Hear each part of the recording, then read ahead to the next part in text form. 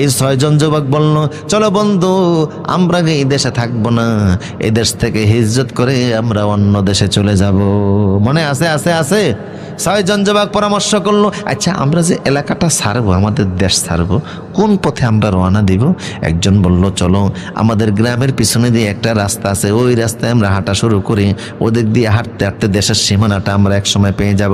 হাঁটা শুরু করেছে রাত এসার পর থেকে। রাত এখন অনেক গভীর হয়ে গিয়েছে, রাত বাজে এখন 3টা, কয়টা? 3টা বাজে। এখন সামনে বসছে একটা চৌরাস্তা। চৌরাস্তা চিনেন আপনারা? 4 রাস্তার মাথা এখন তারা ক্রস করে সামনে যাবে। হঠাৎ করে দেখে একটা যুবক ছেলে ওই রাস্তার সামনে দাঁড়িয়ে আছে। দেখে এরা ভয় পেয়ে গেছে। বন্ধুরা রে, ওই তো একটা গোয়েন্দা লোক মনে হয় দাঁড়িয়ে আছে।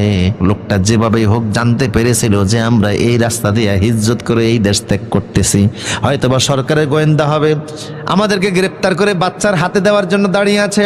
বাচ্চার হাতে গেলে আগামীকাল সকাল হয় জীবন যাবে, না হয় ঈমান যাবে, ঠিক কিনা?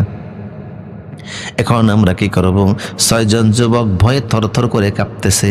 এমন সময় চৌরাস্তার মাথায় দাঁড়ানো যুবকটা বলল, ও ইমানদারেরা রে, আমারে দেখে ভয় পাইও না, তোমরা যেমন ইমানদার আমিও তোমাদের মতো একজন ইমানদার। তোমাদের কথা বাচ্চা জানতে পেরেছে, আমার কথা জানতে পারে।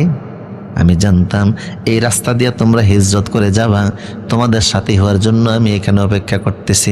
যুবক বলল, বাহ, ভালোই তো হলো, আগে ছিলাম 6 জন, এখন একজন 7 জন। কিন্তু বন্ধু, তোমার সাথে একটা কুকুর আছে, কুকুর তো নেওয়া যাবে না, কুকুরের অভ্যাস ভালো না।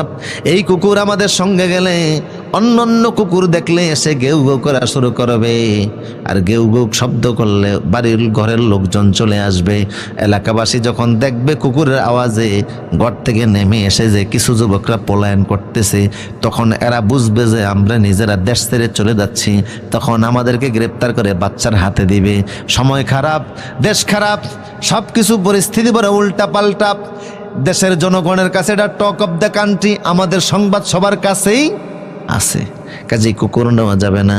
ছেলেটি বলল, বন্ধুরা টেনশন করো না, আমার কুকুর আমার কথা শুনে, আমি যেটা বলি সেটা সে মানে, আমার পোষা প্রাণী। কুকুরের কাছে গিয়ে বলছে, এ কুকুর, বাড়ির দিকে চল, বাড়ি চলে যা, আমি আমার বন্ধুদের সঙ্গে হিজ্জত করে ঈমান বাঁচাবো।